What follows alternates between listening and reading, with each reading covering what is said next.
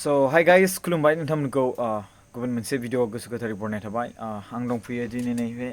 मा होनोमोनलाय सन्जिता बसुमतारी बिनानावनि न' आरो मादै आरो लोगोसे बिथिंजाय दङ आदै गोबां दुखुनांथाव बाथ्रा जे बिनानाव सन्जिता बसुमतारीखौ फाहामनो थाखाय शिलं लांदोंमोन ओमफ्राय मा होनदों शिलं मायाव नेट्रलेयाव लांदोंमोन आरोना शिलं नेट्रलेयाव ओमफ्राय दा बिथांमोना मा बुंदों बे बिथांमोना जायखिजाया आमेरिकायाव लांबाबो हानाय नङा होनदों आरो आमेरिकायाव लांबाबो हानाय नङा होनदों आरोना बिनि माबाया मेगना नस्थ' जागोन जाहैबाय एसे नुनाया खिनो हासुनो थांनो हानाय अबस्थाया आरो गाज्रिसिन जागोन आरोना गाज्रिसिन ओमफ्राय दा माबा मोनसे माबा दा हरदों बेखौनो रेजिस्ट्रेसन जायखिजाया बेखौनो मा ट्रेनिं फोरोङो गावसोर बेनि थाखाय बेखौ हरबाय आरो आच्छा ट्रेनिंनि थाखाय माने सोलोंथाइ बायदि सोलोंथाइ आच्छा बेखौ दा माबोरै खालामनांगोन दा बेखौ नोंसोर लेखायाव नायनानै होदो बै सन्जिबा गावजों फन खालामनो थिनदों सन्जिबा ना आच्छा स' बेयावहाय मोनसे माबा लिरना हरदों आरो ना नैबे जेरावहाय नै नाम्बार लिरना हरदों जे बुंदों बेवहाय हेल्प द ब्लाइन्ड फाउन्डेसन शिबाजि नाम माने नाम आरो बे शिबाजिया मिस्टार शिबाजि रुसि ओमफ्राय हेल्प द ब्लाइन्ड फाउन्डेसन होनदों माने मोनसे एनजिअ दां बियो हेल्प द ब्लाइन्ड फाउन्डेसना बेयाव हरनांगौ जाहैदों कल खालामनानै रायज्लायहरनांगौ ओमफ्राय बिनि गेजेराव दा जायफोर मिजिं थिदोंमोन हामथों बोर सारस्रिहरदोंमोन नाथाय हामारदिया नङा होमबा जोनोमनिफ्राय फैनायनि थाखायनो बिनि थाखायनो हाया जाहैबाय माने थांनायावहाय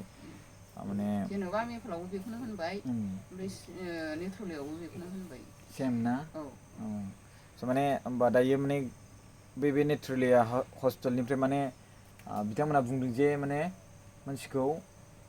बबेबा रेजिस्ट्रेसन खालामनानै फोरोंनाय सोलोंथाइ लानो थाखाय ना दा बेखौ दैथायहरनांगौ माने मानसियानो थांथारनांगौ नामा मानसियानो थांथारनांगौ बेखौ लांफैथारगोन बिमा बिफाखौ बुजायनानै आच्छा ओमफ्राय उनावहाय दैथायहरफिनगोन जेनेबा रोंखांबा हरफिनगोन आच्छा बिदि आरो ना आच्छा होमबा उनावहाय माने साख्रि टाख्रिनि एसे माबा जाहैबाय आरो ना जेनेबा बिमा बिफाया थैबा र' नों सोरखौथ' जेनेबा बिमा बिफाया थैबा मा जानो सोर नायनो होनदों आरो बे हिसाबै बेनो क्रसखौ बेखौ हरदों आरो ओमफ्राय मा होनदोंमोन आंनिया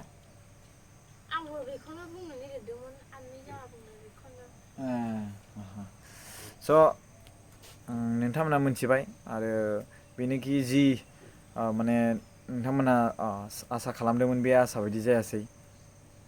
आंबोथ' हामगोन बायदिसो मोनदोंमोन ओमफ्राय दा नानिनि मेगना हामनो जायासै मानो होनोब्ला माने जोनोमनिफ्राय फैनायलाय डक्टरफ्रा हाया होनना बुंदों माने इउ एस ए आवबो हाया होनदों नामा ओमफ्राय दायो माने बिथांखौ फोरोंनो थाखाय माने इनस्टिटिउटआव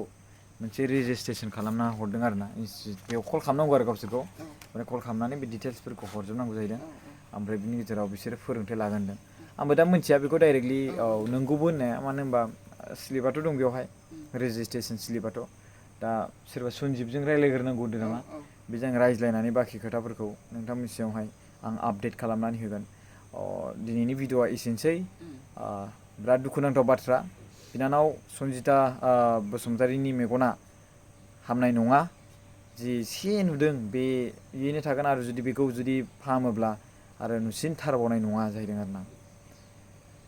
स' थेंक इउ स' माच भिडिअखौ नायनायनि थाखाय गोबां दुखुनांथाव बाथ्रा थेंक इउ स' माच